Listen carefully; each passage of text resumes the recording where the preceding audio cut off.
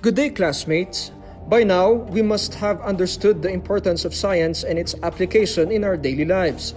However, writing or communicating about it is a whole different matter. The previous reports have presented the different channels and platforms wherein science information can be conveyed, either to the scientific community, the general public, or a specific audience. These are basically straightforward approaches where scientists think of their audiences, write about their works, and disseminate this accordingly. Now, in our report, a particular challenge of communication, even within the field of the sciences.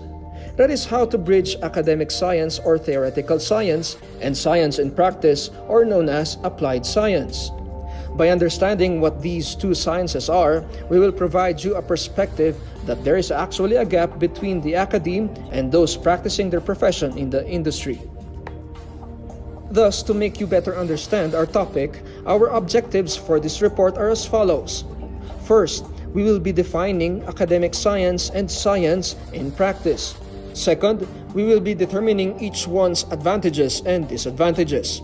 And lastly, analyze the possible effects when we bridge the gap between the academe and practice in science communication.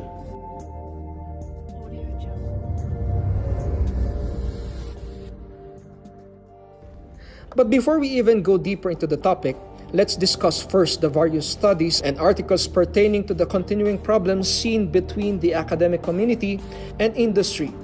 One of the main issues hurled against scientific academic research is its apparent disconnect to application in the real world, outside of ideal and controlled conditions.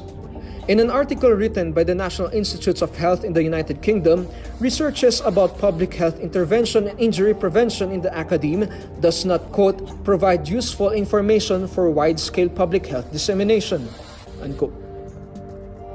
This is up to the point that the framework may not be useful during the application of the intervention in the targeted community.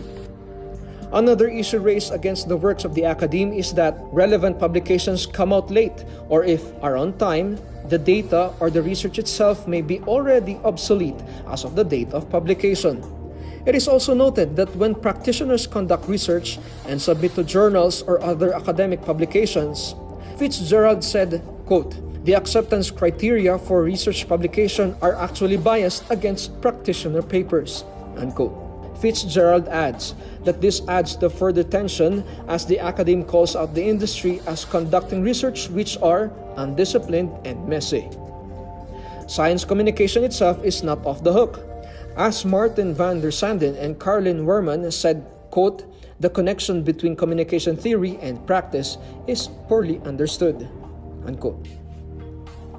But despite the seemingly unending debate, both sides have tried to patch up their differences in an effort to bridge the gap. Hicks, as cited by Fitzgerald, said, "The ultimate purpose of theory must not be to provide better understanding of the world, but also to provide the basis for better interventions in that world." To realize this then, experts say collaboration is one of the more effective ways to bridge the academe and industry. These may include sabbaticals in industry or internships, where students and faculty do internships in companies or organizations to do research. In this way, scholars get to appreciate the ways of the real world, whereby the laboratory is outside of the classroom, and in the same time, the industry learns the ways of the academe. Now let's proceed to the main discussion. In this segment of the report, we will be defining science in the academe and science in practice. Science in the academia is sometimes called basic science, as it primarily focuses on the understanding of fundamental problems. Science in academics focuses on the whys, mainly discussing theories and concepts to learners. Science in practice, or applied science on the other hand, covers the use of knowledge gained in science to solve practical problems. This includes the hows of theories and concepts and its application. Well, looking closely, the difference between the two fields lie on the end product. Science in the academe results to knowledge and information, while science in practice are the origins of technology and invention. Consider these questions. A question framed from science in academics may look like this. what is the study habit of MDC students? While a question from Science and Practice would be written as, how do we increase the time allotted by MDC students for studying? Taking off from these questions, though different in end product, they are deeply interrelated and equally important in the utilization of human knowledge. Although each has its own advantages and disadvantages. Firstly, science in the academia is usually the source of ideas given its descriptive and exploratory nature. The National Institute for General Medical Sciences identify academic science as practical way of identifying phenomena that often leads to understanding of much complicated phenomena. Thus, the answers to who, what, when, where, and why leads to discoveries that help researchers understand and explain theories and concepts. Some of its issues are rooted on the prioritization of industries and organizations in funding technology generation and innovation over science in academics.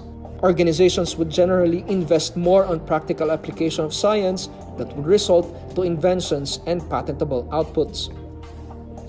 It is agreed then that everything around us are products of applied science, such as our computers, the light bulb in our rooms, the transmission of television programs, and the list goes on. On the other hand, science in practice makes use of the knowledge and information acquired in academic science for its practical application that have led to many inventions. One of the most prevalent issues in science in practice is its sustainability. More and more concerns arise in climate, environment, and even health. These are then traced back to irresponsible use of fuel, nuclear, and coal energies, among others. And based on this discussion, it is then undeniable that one cannot exist without the other. This is where communication comes in. Communication plays an integral part in the appreciation and understanding of each field. Now that's the role of science communication. As with our previous discussions, it is more than just communicating science information, and there are lots of definitions. But Emily Dawson gave a more practical understanding to what SciComm is and its ultimate goal. Dawson defined science communication as the process of communicating science and building bridges between the people involved in scientific research and different groups of the public. In discussing then the two different concepts of science in the academe and in practice, it is clear that both are interrelated with each other, but with different applications. Both are scientific in nature, but differs on what type of scientific outcome it can produce. Nevertheless, both have their own advantages and disadvantages. In general, science in the academe is very important because it lays the basic foundation of science and technology, while applied science encourages researchers and scientists to explore and put the theories to test, which results to scientific developments and innovations.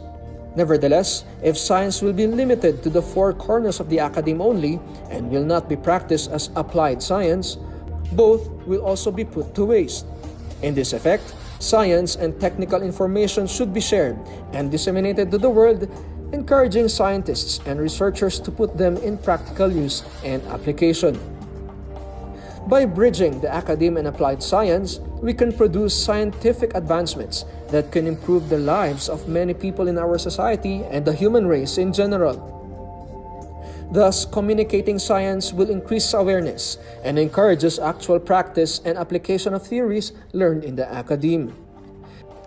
We can therefore imagine the possibilities of scientific advancements if both concepts will be bridged together through science communication.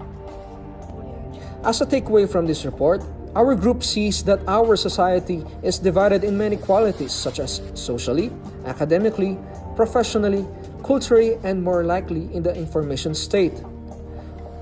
By building bridges in terms of communication within these factors, it would create a greater development perspective and yield in our existence.